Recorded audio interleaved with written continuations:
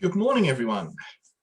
My name is Julian, and I've got the Christ Central Devotional this morning. So we're working our way through Nehemiah, and today we're in Nehemiah 11. For those of you who have read ahead in an excited manner, you'll see that there's some prose and then some very long lists of people. So following the great example set by our Mr. Brown, I, as a mere applied person, I'm going to just read out the words and then leave out the lists, because it's the words that's the most important to me. Here we go. Now, the leaders of the people lived in Jerusalem, and the rest of the people lots to bring 1 out of 10 to live in Jerusalem in the holy city. Well, 9 out of 10 remained in the other towns.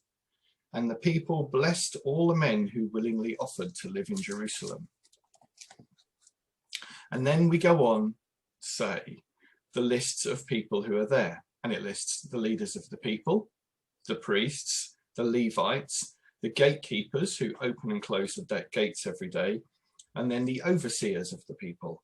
And then it goes on to list the peoples who live outside of the city, mainly from the tribes of Benjamin and Judah. So what does all this mean? So I think what we need to do really is have a bit of a recap. So we're going to go all the way back to chapter 1. And in chapter 1, Nehemiah finds out that the remnants there in the province who have survived are in great trouble and shame. The walls of Jerusalem are broken down and its gates are destroyed by fire. And then Nehemiah, on hearing these words, sits down, weeps, mourns, and then fasts and prays. And that's how we start the whole book off. So then we go back to jump forward to chapter 7. I just need to skip forward to chapter 7 here. And in chapter 7, at the beginning, you'll remember, of course, now when the walls have been built and Nehemiah had set up the doors and the gatekeepers, the singers, the Levites have been appointed. And then let none of the gates be opened until the sun is hot, and while they are still standing guard, let them shut and bar the doors. But it ends, that little paragraph, the city was wide and large, but the people within it were few, and the houses and no houses had been rebuilt. So we've got this image now at the end of chapter 7, where Nehemiah has moved back and he's built the whole city, but it's nearly empty. Because if you remember back in chapter 1, you know, the people are afraid. The tribes nearby can do whatever they want because there are no walls, there's no protection, and that's where we're up to. So, what is going to happen to an underpopulated city? It's going to fall back into rack and ruin. You see, the city have been without a wall for many years, and back in Nehemiah had been moved to come back home, rebuild the city wall. And so now it's new. Now it looks smart, it's got gates, but if no one's there to maintain it, they will fall into rack and ruin. And if no one's there to defend it, it will eventually be overrun because there aren't enough people.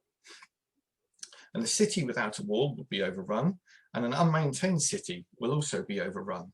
And remember, this is Jerusalem. This is the very important city for Jewish people. And if it's not a glorious city that could be seen by the people around, there's a reflection that it's actually not a glorious God, because God clearly doesn't look after his people if the city walls are destroyed and the temple's destroyed.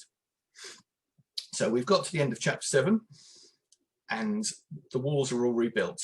But then we change tack a bit and we have a renewing of vows, a renewing of the covenant and the consecration of the people before God. We've had a few days of looking at Ezra reading the law, the people sitting there, and then we've had the celebration of the Festival of Booths last week, and the people are coming back together again.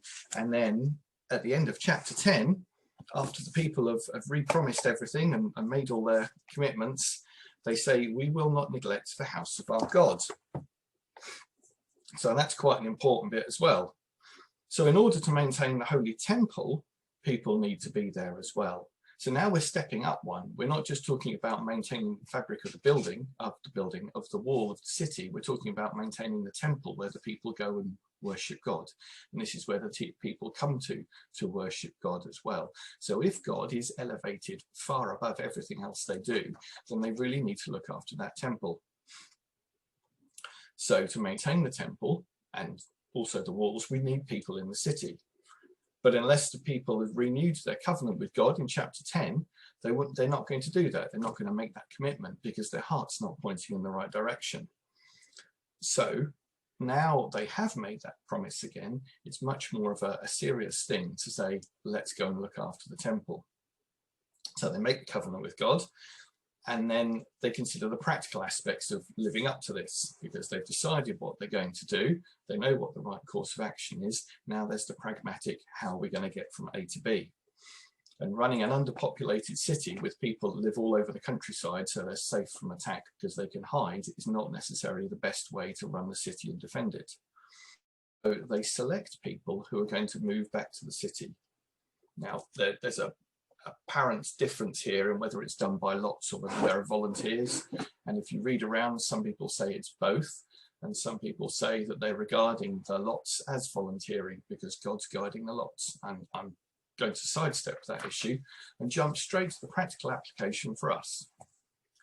Because our church, like many others, requires volunteers to make it work. Yes, we do have a paid staff, but there's no way that they could do everything to make the church fully function and deliver everything that it does deliver on a Sunday morning. So we're not going for a, this is how we can get to heaven. We're going for a, this is how we want to guide other people to heaven.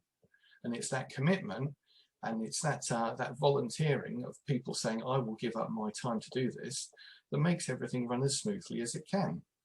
That's everything from services to groups that are run, just so that we can keep on going and professing God to the world. And it is a huge time and effort of commitment from volunteers. Not to say that the staff do anything, but there's all the extra people as well. So if you do volunteer for the church, thank you very much. That's brilliant, because that helps keep it running. And if you don't volunteer for the church, please would you consider what you could do to help everything run a bit more smoothly and take off a bit of pressure from those that do already. Thank you very much.